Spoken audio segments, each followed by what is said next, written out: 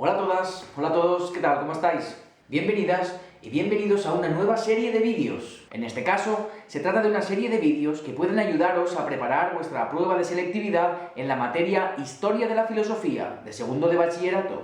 En este primer vídeo nos ocuparemos del contexto filosófico y cultural de Platón, de la primera pregunta. ¿Estáis listas? ¿Estáis listos? Pues vamos allá.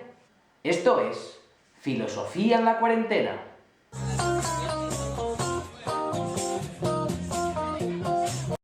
Bien, normalmente, cuando explico la filosofía de Platón a mis alumnos, suelo insistir mucho en la idea de que el objetivo fundamental de la filosofía platónica es un objetivo político. ¿Y por qué digo esto? Porque a la hora de ocuparnos del contexto filosófico y cultural hay que tener en cuenta qué contexto político es aquel en el que vive nuestro autor, Platón. Este no es ni más ni menos que un contexto marcado por una crisis política. Platón nació en el 427 a.C. Poco tiempo antes había tenido lugar el conflicto conocido como la Guerra del Peloponeso. Esta había enfrentado a Atenas y Esparta, dos potencias que representaban dos modelos políticos contrapuestos. Atenas representaba la democracia, mientras que Esparta representaba la aristocracia. La victoria de Esparta en la Guerra del Peloponeso desembocaría en el gobierno oligárquico conocido como el gobierno de los 30 tiranos. El concepto oligarquía proviene de los términos griegos óligos y argé. Óligos significa unos pocos y argé significa poder, por lo que oligarquía significa un gobierno de unos pocos, en este caso el gobierno de los 30 tiranos. Pero bien, hay que decir que el descontexto de la población con el gobierno de los 30 tiranos desembocaría en una restauración de la democracia. Como veis, tenemos pues que Platón vivió en un contexto donde se relacionó con conceptos políticos de primera magnitud.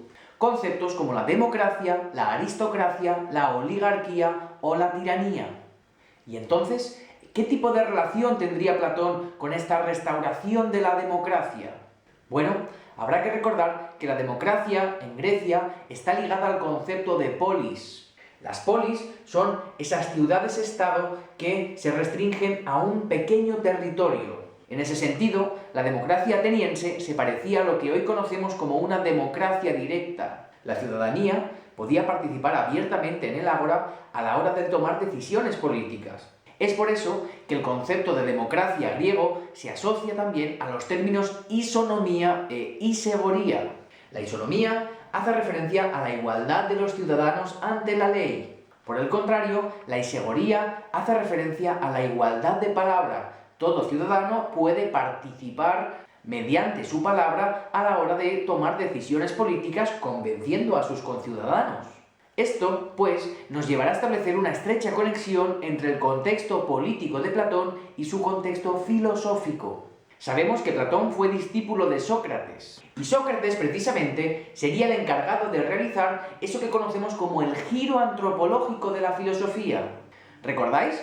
Los primeros filósofos, los llamados presocráticos, se encargaron de estudiar aquello que llamamos la physis, el argé. Se encargaron de analizar el orden en la naturaleza y el principio o la causa de ese orden natural. Pero como decimos, con Sócrates, la filosofía deja de centrarse tanto en la naturaleza para girar su atención hacia el ser humano y en concreto hacia el ser humano en su dimensión política. En este sentido, diremos que el debate entre Sócrates y los sofistas es central a la hora de entender la filosofía de Platón.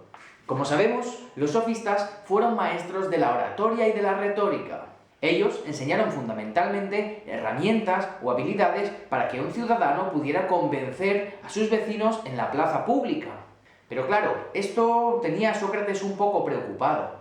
De hecho, si nos centramos solo en enseñar a convencer a los demás, ¿no corremos el peligro de que sea más importante convencer que encontrar la verdad, que decir lo que es verdad, que decir lo que está bien? En ese sentido, Sócrates, lejos de intentar enseñar a los otros a convencer, intentaría enseñar a sus discípulos a buscar la verdad y el bien por sí mismos. De hecho, Platón heredará de su maestro esta idea. Para empezar, la comprensión del diálogo como una herramienta para alcanzar el conocimiento será fundamental tanto para Sócrates como para su discípulo Platón. Por otro lado, esta oposición al relativismo de los sofistas que defendió Sócrates también estará presente en la filosofía platónica. De hecho, también Platón considera que solo hay una verdad y solo hay una comprensión del bien. Ambos serían universales, válidas para todos y todas, en todo momento y en todo lugar. Por último, Platón tomaría de Sócrates la idea del intelectualismo moral. Esa idea, según la cual aquel que conoce el bien no puede obrar mal. En cualquier caso, para profundizar un poco más en la comprensión de las posiciones filosóficas tanto de Sócrates como de los sofistas, podéis visitar el vídeo en este mismo canal de la ética a Platón. En cualquier caso, de este enfrentamiento entre Sócrates y los sofistas nos interesará decir lo siguiente. Sócrates sería condenado a muerte el 399 a.C., acusado de adorar a falsos dioses y corromper a la juventud. La muerte del que Platón llamó el más justo de los hombres será fundamental para entender el planteamiento de la filosofía platónica, así como su relación con la política, y en concreto su relación con la democracia.